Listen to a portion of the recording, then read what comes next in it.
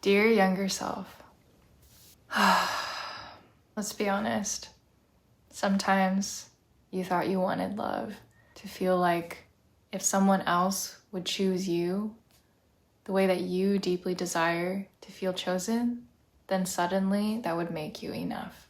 And while love is this beautiful, magical experience that you deserve to have, that's not love.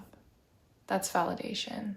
And what I want you to know is that years from now, after having learned so many lessons through really difficult relationships, losing yourself and trying to seek that love in someone else, you finally learned how to feel enough from the inside. And while part of me wishes that I had known it sooner in order to help you navigate this time with less pain and less disconnection, I also know that going through all of that is what taught you how to be strong, how to connect to your body, how to find validation from within yourself, how to choose yourself, how to not let anybody else give you that feeling that only you can really give yourself. So let's go back in time and talk about how this all happened. I think a part of you always kind of knew deep down that it wasn't really love externally that you were searching for. It was just proof you mattered to someone so much that they would never leave you, that they would never hurt you, that they would always stay by your side and choose you no matter what. And of course you would want to be loved like that. That's something you never had. And that is something that you are so worthy of now and have always been worthy and deserving of. When someone didn't give that to you, you made it mean that there was something wrong with you, when that was the farthest thing from the truth. Other people not being able to choose you was only a reflection of them not being able to choose themselves. You know that phase when you were just drawn to all the people who just seemed to feel unavailable and inaccessible, totally closed off, emotionally distant? Yeah, those were the ones who you wanted validation from the most. And every time they left you hanging, when they didn't communicate, when they chose themselves over you, it stung. It really stung, and it sent your nervous system into chaos, which was not only extremely painful and dysregulating, but you also learned to associate that intensity with intimacy. You thought that chaos was connection, and I don't blame you. That's kind of what we're modeled in popular culture, and that love should be this rosy, exciting, beautiful, captivating, magical time where sparks are flying and it's intense and passionate and all that. But really, now I understand that the love that you've always wanted has been safe love. The kind that doesn't leave you hurting or hanging. The kind that shows up consistently. The kind that isn't full of drama and uncertainty and pushing and pulling.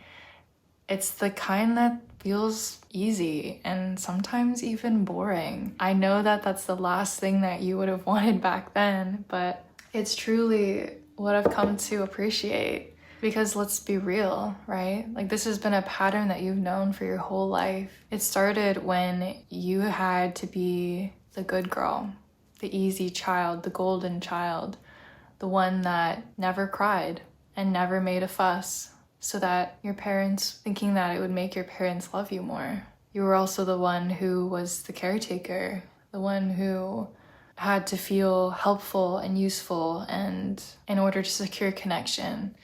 And you were also the one who was the high achiever, the one who had to be excellent at everything, the best, the one who had to impress in everything that she did in order to feel good about herself. You learned early that being lovable meant all those things, that it was conditional on being helpful, being pleasant, being impressive, being something always aside from just being yourself. And I'm so sorry. I'm so sorry that they couldn't reflect your love back to you, and they couldn't give it back to you in the ways that you needed, and how painful and awful that was. And not only back then, but in the years afterwards, you know, all the confusion about love and codependency and chasing these dynamics that felt familiar even if it caused you pain.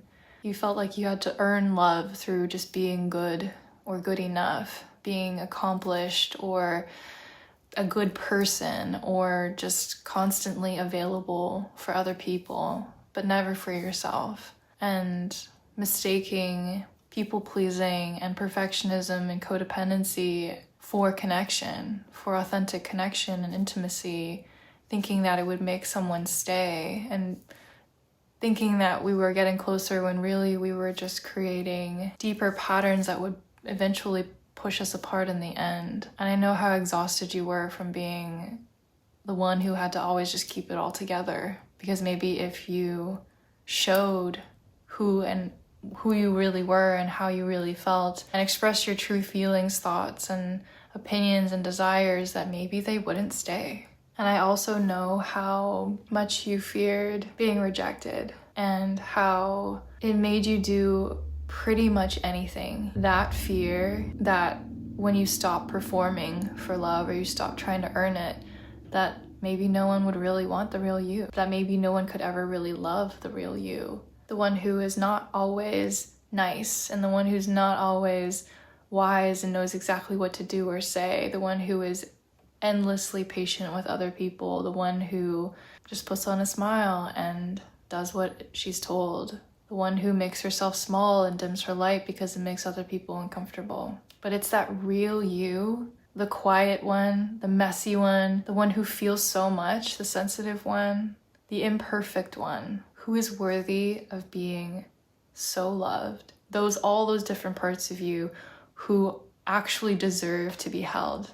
Something that you'll learn is that when you learn to hold yourself and love yourself on your worst days, that's when you really find the love that you've craved, the one that won't leave your side, the one that stands up for you and protects you, the one that cares for you, the one that supports you and listens to you and hears you out and always has your back.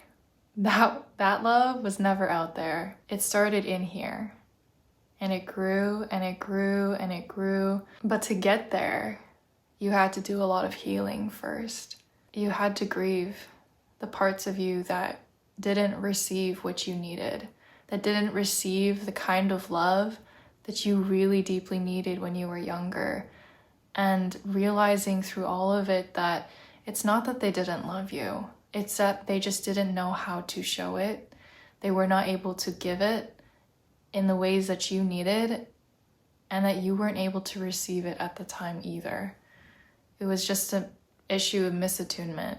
And you also learned that you had to let go of turning love into something that you had to earn. Love is not something you have to do. It's not an action. It's not even a feeling. It's just something that you are. Just by existing, just by being here, you are an expression of love. And all different facets and parts of you are also that expression of love. That none is better than or less than, or they all deserve love. And then you learned that in order to be and truly feel lovable on the inside, you had to learn to let yourself be seen, to let yourself be who you truly are. No more hiding, no more masks, no more suppressing your truth. Speaking what you really feel, letting yourself own your needs and ask for them. That was a whole thing. And then over time, what you notice is that because of all of this work that you've been doing, and you've done so much work, I know you're going to continue because that's just who you are at your core, in your heart. You're someone who loves to learn and grow and heal and thrive. And because of that, you've stopped chasing. You stopped chasing what's on the outside and you started choosing. You started choosing yourself. It started with little choices each and every day. You allowed yourself to just be you. You allowed yourself to be average. You allowed yourself to be messy. You allowed yourself to be imperfect. And you didn't measure yourself by your best days. You let yourself be held by your friends and people who love you. When you needed support, you reached out, you asked for help, you let yourself be seen and be witnessed in what you were experiencing. You let your mess be witnessed. You went inwards and asked yourself first when you felt like you didn't have the answers. You let yourself be seen when you don't have it all together, and let yourself be vulnerable because you were able to do that with yourself first. And how you came back to that real you was the most beautiful journey. The real you was always there. She was there inside you, waiting to be connected with, eagerly wanting to share through her language of sensations, your true thoughts, your feelings, your needs, your desires. Your authenticity was inside you all along and just wanted to be connected with and listened to. And once you started to do that, the most beautiful, magical transformation started. You finally let go of the need to please, the need to perform, the need to mold yourself or contort yourself into some version of you that you're not, just to be something to someone else. All of that stopped when you really connected back to your body. And that was the most healing thing that you ever discovered, because connecting to your body is how you gave yourself the first experiences of truly witnessing yourself, of truly hearing yourself, of truly supporting yourself and soothing yourself, attuning to yourself, rewriting and correcting all of those experiences that you had in the past where you felt like you did not have that or didn't have enough of that. You were able to meet the parts of you that were hiding, that were still afraid, still hoping someone would come and choose them first. You became that person for them. You healed them. You became the partner who you've always desired to call in from the outside. You became that best friend. You became that support system. And that is what drew all of this beauty, magic, and abundance into your life that you have now, or that is coming. It's all because you chose yourself first. Whenever you were feeling unwhole, insecure, afraid, dysregulated, in pain, uncomfortable, unsure, you decided to go inwards. You chose, I am going to go within myself and sort this out. I am going to provide to myself what I need from the inside, and that is how you healed. And you did such a good job that you healed so many of the things that you didn't think were possible to heal, like your chronic pain, your people-pleasing patterns, your perfectionism, your codependency, your insecure attachment. And even now, running the business of your dreams, letting yourself be seen, sharing your soul's work with the world. You didn't have to perform. You didn't have to convince anybody of your worth. You were meant to be seen, to be known, to be felt, to be chosen, to be loved by you. Healing began when you stopped reaching outside yourself and you came home to yourself through your own body. And it was not an easy path. And in some ways, it's only just beginning. I can't wait to see what else is possible for you. I'm so proud of what you've already done.